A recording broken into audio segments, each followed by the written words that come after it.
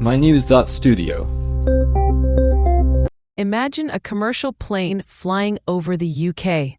No carbon emissions at all. But here's the thing.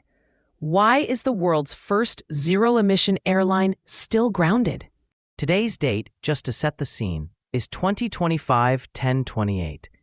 Ecojet made headlines claiming it would be the world's first zero-emission airline. But their planes aren't running on hydrogen yet. What's gone wrong?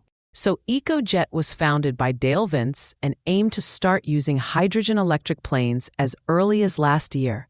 The plan was to retrofit ATR 72-600s and Twin Otters with hydrogen engines from ZeroAvia. That would have meant emission-free flights between places like Edinburgh and Southampton.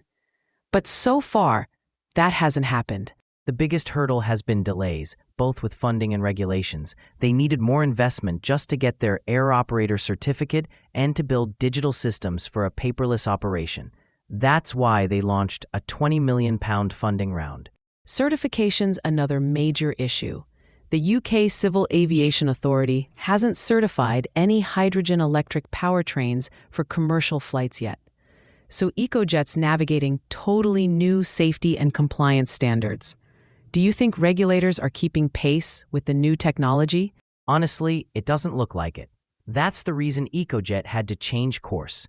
Instead of waiting for hydrogen approval, they're starting operations with conventional ATR 72-600 turboprops, but running them on sustainable aviation fuel, so biofuels that cut emissions but don't eliminate them. Exactly. They're calling it a transition phase. It lets them bring in some revenue, build the brand, and show they're making progress. But here's what I keep wondering.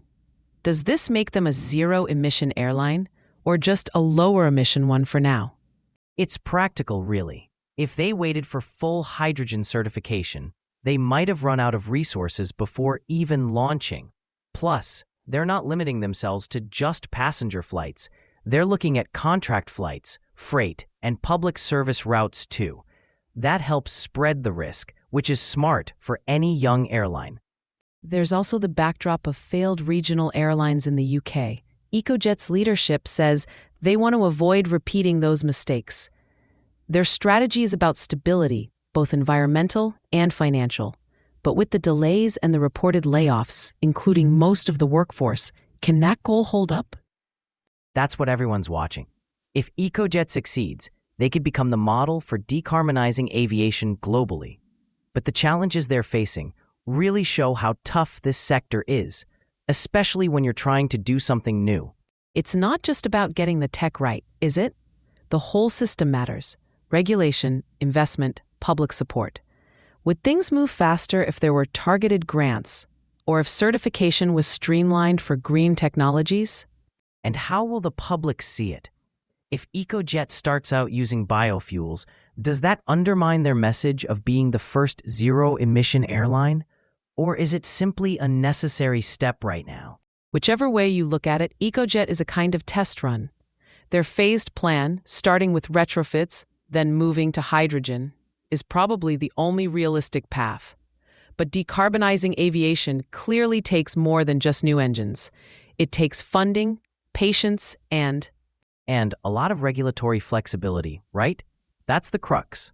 So the main lesson here is that Ecojet's path really shows the practical obstacles for green aviation. Whether they make it or not, their experience will be valuable for others trying to transform air travel. Glad you joined us as we dug into Ecojet's journey, from the vision of hydrogen to the reality of biofuels and what that means for aviation's future. We'll keep following these developments.